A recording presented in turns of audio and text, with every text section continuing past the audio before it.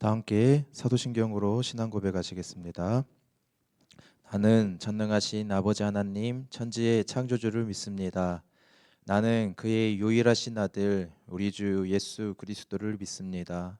그는 성령으로 잉태되어 동정녀 마리아에게서 나시고 본디오 빌라도에게 고난을 받아 십자가에 못 박혀 죽으시고 장사된 지 사흘 만에 죽은 자 가운데서 다시 살아나셨으며 하늘에 오르시어 전능하신 아버지 하나님 우편에 앉아 계시다가 거기로부터 살아있는 자와 죽은 자를 심판하러 오십니다. 나는 성령을 믿으며 거룩한 공교회와 성도의 교제와 죄를 용서받는 것과 몸의 부활과 영생을 믿습니다. 아멘. 우리 함께 찬송 94장 찬송하시겠습니다. 찬송 94장입니다.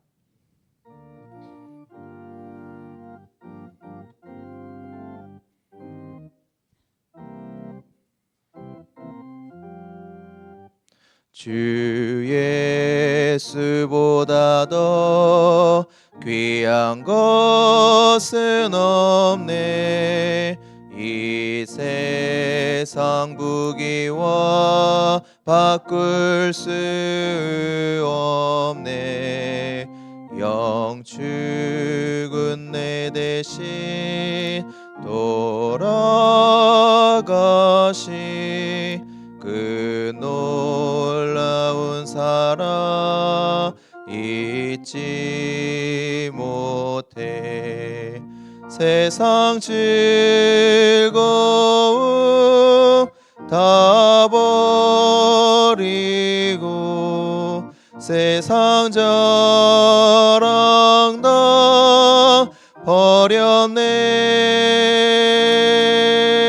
주 예수보다 더 귀한 것은 없네.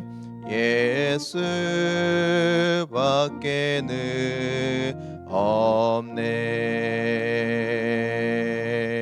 주 예수보다 더 귀한 것은 없네. 이 세상 명예와 바꿀 수 없네. 이전에 즐기던 세상 일도 주 사랑하는 마음 맺지 못해. 세상 즐거움 다 버리고 세상 자랑 다 버렸네. 주 예수보다 더 귀한 것은 없네. 예수밖에는 없네. 주 예수보다 더 귀한 것은 없네. 이 세상 행복과 바꿀 수 없네. 유혹과 핍박이 몰려와도 주 섬기는 내 맘 변치 않아.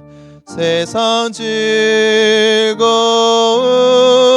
다 버리고 세상 자랑 다 버렸네. 주 예수보다 더 귀한 것은 없네. 예수 밖에는 없네.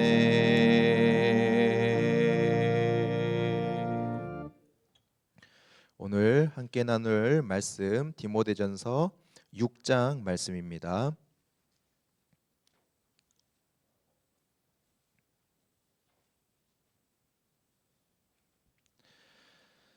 디모데전서 6장 3절부터 12절까지의 말씀, 신약성경 341페이지 디모데전서 6장 3절에서 12절까지의 말씀, 저와 여러분 한 절씩 교독하겠습니다. 누구든지 다른 교훈을 하며 바른 말 곧 우리 주 예수 그리스도의 말씀과 경건에 관한 교훈을 따르지 아니하면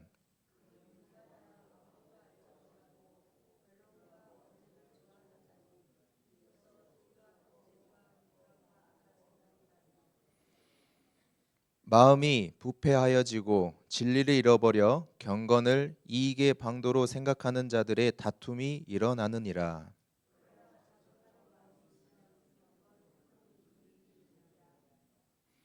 우리가 세상에 아무것도 가지고 온 것이 없음에 또한 아무것도 가지고 가지 못하리니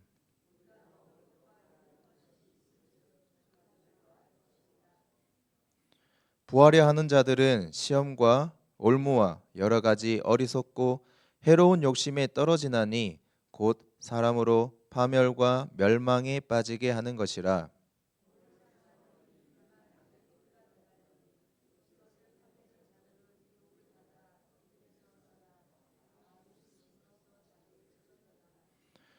오직 너 하나님의 사람아, 이것들을 피하고 의와 경건과 믿음과 사랑과 인내와 온유를 따르며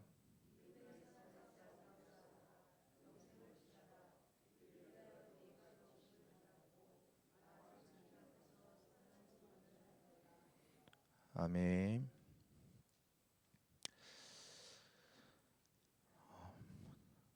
우리가 화요일부터 함께 나눴던 디모데전서의 마지막 6장 말씀을 우리가 함께 나누었습니다. 디모데전서는 잘 알고 있듯 바울이 에베소에 있는 디모데에게 편지를 쓴 서신서이지요. 그 가장 큰 목적 중에 하나가 우리가 계속 나누었던 거짓 가르침을 가르치고 있는 거짓 교사들을 어떻게 해야 하는가, 그 문제를 어떻게 해결해야 하는가, 그 교훈에 관한 말씀을 알려주고 있는데 목적이 있습니다. 그래서 우리는 지금 세 번의 시간을 통하여서 첫 번째로는 다른 가르침이란 무엇인가, 그리고 그 가르침을 가르치고 있던 거짓 교사는 어떠한 사람들이 거짓 교사인가에 대해 정의를 했고요. 마지막 오늘 함께 나눈 디모데전서 6장에서는 그 거짓 교사들로 인하여서 하나님의 거룩한 공동체에 어떠한 문제들이 실제로 생겨나는가에 대해서 다루고 있는 본문 말씀입니다. 그래서 오늘 3절에서는 이렇게 말하고 있습니다. 누구든지 다른 교훈을 하며 다른 말 곧 우리 주 예수 그리스도의 말씀과 경건에 관한 교훈을 따르지 아니하며, 다시 한번 거짓 교사에 대해서 말하고 있는데 이들을 어떻게 정의하고 있습니까? 다른 교훈인데 어떠한 교훈입니까? 바른 말, 어떠한 말을 따르지 않는 자들이요? 예수 그리스도에 대한 말씀을 따르지 아니하는 자, 그리고 그 예수 그리스도의 경건에 관한 교훈을 따르지 않는 자들이다라고 말하면서 어떠한 일들이 그들로 인하여서 이 거룩한 공동체에, 그리스도인의 공동체에 어떤 문제들이 생기는지 4절과 5절에서 말하고 있습니다. 4절에서 우리 4절 5절 말씀 다시 한번 우리 함께 봉독하겠습니다.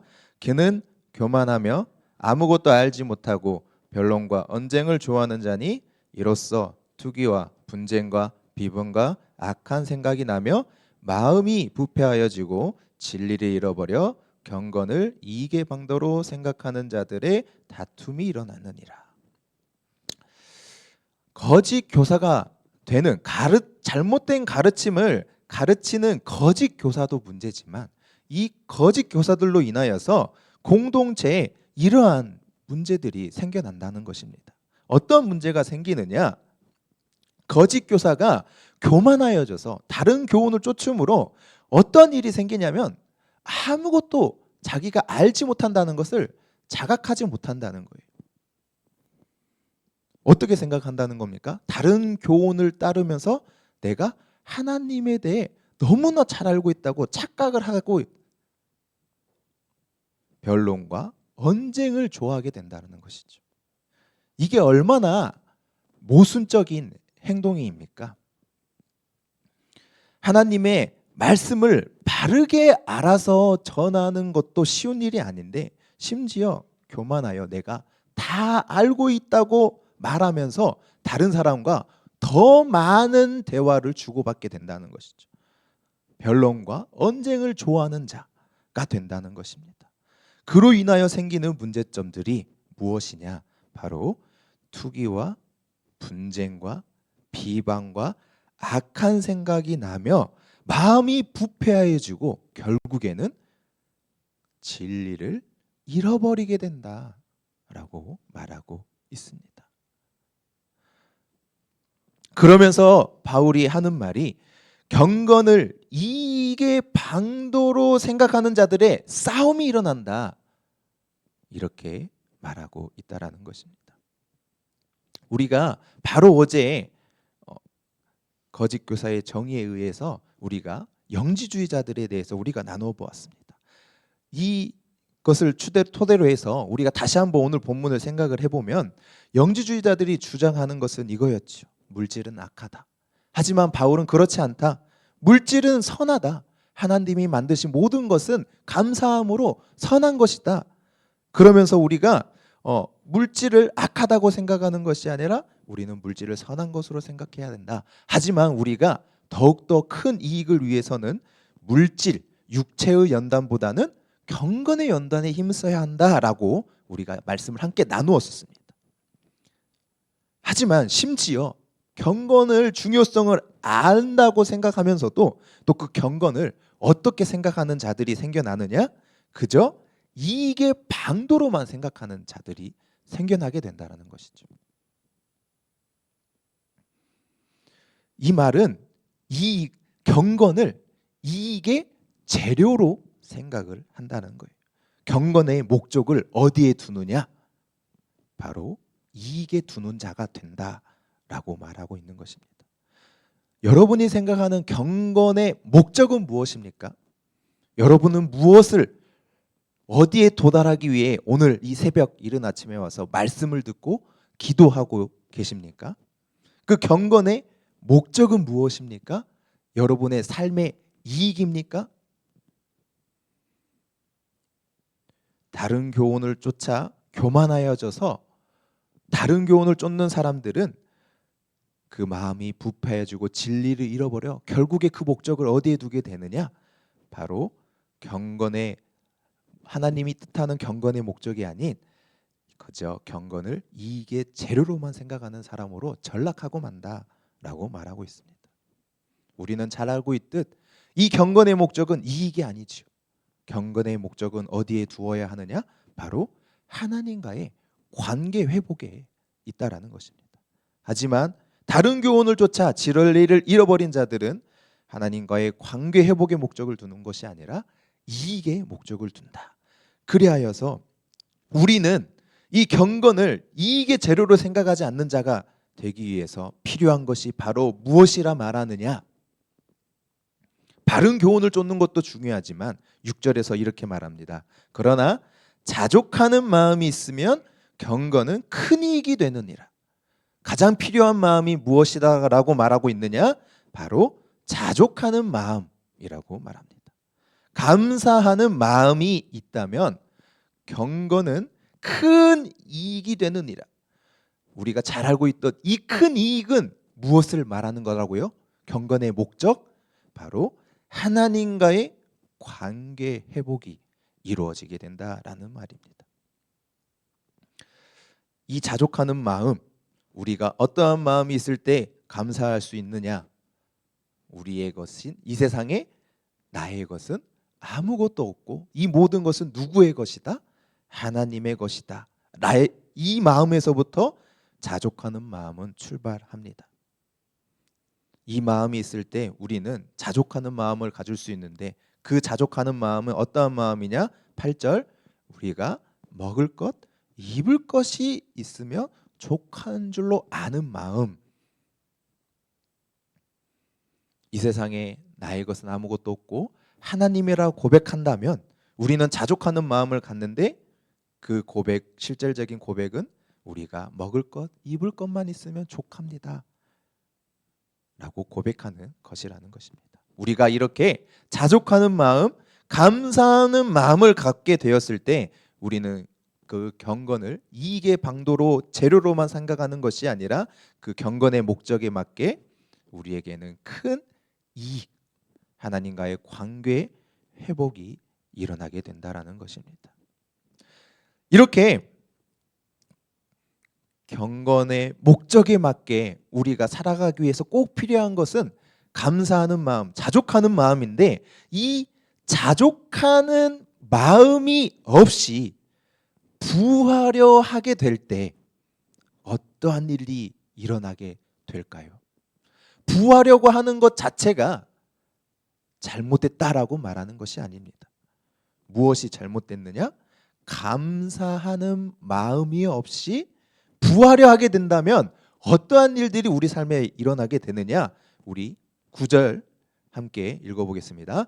부하려 하는 자들은 시험과 올무와 여러 가지 어리석고 해로운 욕심에 떨어지나니 곧 사람으로 파멸과 멸망에 빠지게 하는 것이라.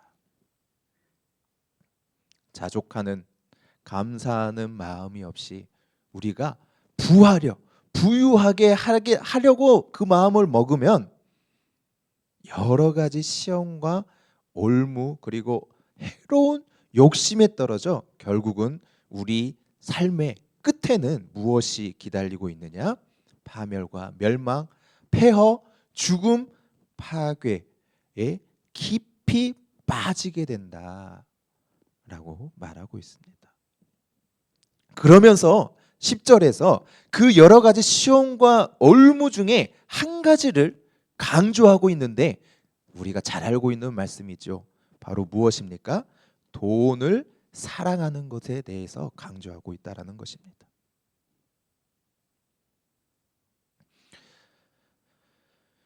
여러 가지 그 올무 중에서 우리가 가장 경계해야 되는 것 바로 무엇이라고 말하고 있어요? 바로 돈. 근데 그 돈 자체가 잘못된 것이 아니라 돈을 어떻게 하는 거예요? 돈을 사랑하는 것 그리고 돈을 탐내는 것을 가장 경계하고 있다라는 것입니다. 이유는 간단하지요. 이 돈을 사랑하고 돈을 탐내는 것으로부터 모든 악이 나오기 때문입니다. 이렇게 부하려 하여서 그 마음이 커져서 돈을 사랑하고 탐내는 자들이 된다면 그는 마치 누구와 같다라고 말하느냐? 미혹을 받아 믿음에서 떠나 많은 근심으로 자기를 찌른 자와 같다라고 말합니다. 오늘 이 10절의 마지막 결론 부분이 우리가 앞에서 많이 나누었던 어떠한 자들과 너무나 유사하지 않습니까? 그저 자족하는 마음이 없이 부하려고 했는데 돈을 사랑하고 탐냈더니 마치 누구와 같은 자가 되어버렸습니까? 미혹을 받아 믿음에서 떠나 많은 근심으로 자기를 해하는 자, 바로 거짓 교사들과 같은 자가 되어버린다라는 것이죠.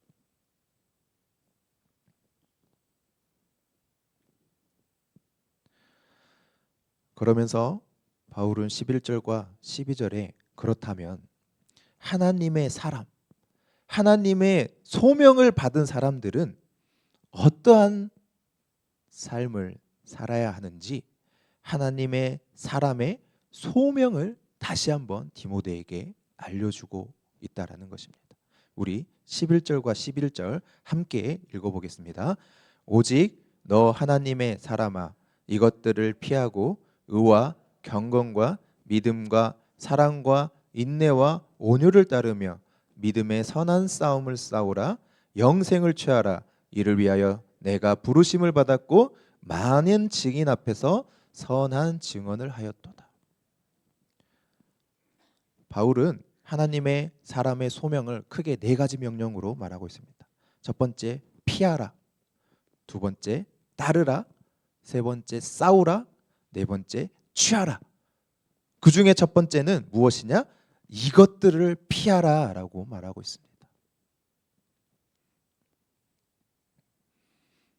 여러분이 생각했을 때 여러분은 거짓 교사를 만나면 어떻게 해야 한다고 생각하십니까?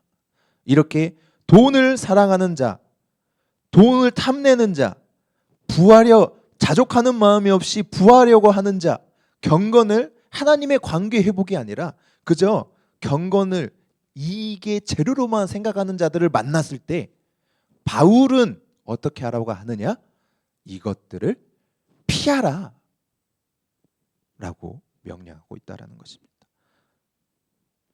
그러면서 이것들을 피하고 무엇을 따르라라고 말합니까? 의와 경건과 믿음과 사랑과 인내와 온유를 따르라라고 명령한다는 것이죠.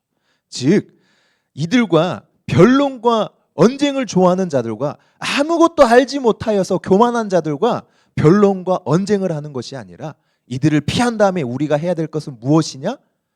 하나님의 진리의 말씀을 따르는 것, 그들에게 본을 보이라 라고 말하고 있다는 것이죠. 이것이 바로 무엇이냐? 변론과 언쟁을 피하고 본을 보이는 것이 바로 우리가 그들과 변론과 언쟁으로 다툼으로 싸움으로 나아가는 것이 아니라 이것이 바로 우리가 보여야 할 믿음의 선한 싸움, 우리 하나님의 방법의 싸움을 알려주고 있는 것입니다. 그리하여 영생을 취하라. 이 영생은 그저 하나님의 부르심을 받은 자들만 영생을 취하라는 것이 아니죠. 바울이 강조하고 있는 것, 하나님의 복음은 그저 특별한 어떤 사람을 위한 복음이 아니라 모든 사람을 위한 복음. 특별히 오늘 본문에서는 어떤 자들에게도 이 복음은 허락이 되느냐? 바로 앞서 말한 거짓 교사. 그들에게도 우리가 그것들을 피하고 그들에게 본을 보여서 믿음의 선한 싸움을 싸워 그들과 함께 무엇을 얻고자 하는 것입니까? 영생을 얻고자 노력하는 것. 바로 그것이 우리가 하나님의 사람으로 부름받은 우리들의 소명일 줄 믿습니다. 하나님의 소명, 우리가 함께 나눈 이 소명, 하나님의 의도를 깨달아 바르게 전달하기를 소망합니다. 그리하여서 우리가 그들에게 본을 보여 하나님의 바른 말씀으로, 예수님의 바른 말씀으로 사람들을 하나님과 연결하고 그리고 그들이 진리 안에 잘 서도록 오늘 하루도 하나님의 소명을 붙잡고 살아가는 상봉교회 성도 여러분 되기를 간절히 소망합니다. 기도하겠습니다.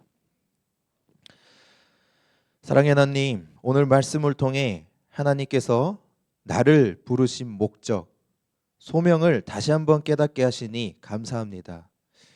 하나님이 나를 부르신 목적에 맞게 자족하는 마음을 허락하시어 경건의 삶을 살게 하시고 본이 되는 하루를 살아 이 나와 함께하는 모든 사람들과 진리에 이르는 복된 하루 살아가게 하옵소서. 예수님 이름으로 기도합니다. 아멘. 오늘 우리가 함께 나눈 본문 말씀을 가지고 기도의 자리로 나가길 소망합니다. 첫 번째, 자족하는 마음, 감사하는 마음 없이 부하려는 자가 되지 않기를 우리 함께 기도해 주시고, 또 돈을 사랑하고 탐하는 자가 되지 않기를 간구하기를 소망합니다. 마지막으로 바른 진리, 바른 말씀 안에서 나에게 주신 소명을 다시 한번 우리가 되짚어보고, 그리고 하나님이 나에게 주신 소명을 다시 한번 기도로서 구하는 시간 되기를 소망합니다. 함께 기도하겠습니다. 사랑의 하나님, 감사합니다. 헛된 것을 쫓는 교만한 마음으로 우리가 아무것도 알지 못함에도 불구하고 그저 언론과 변론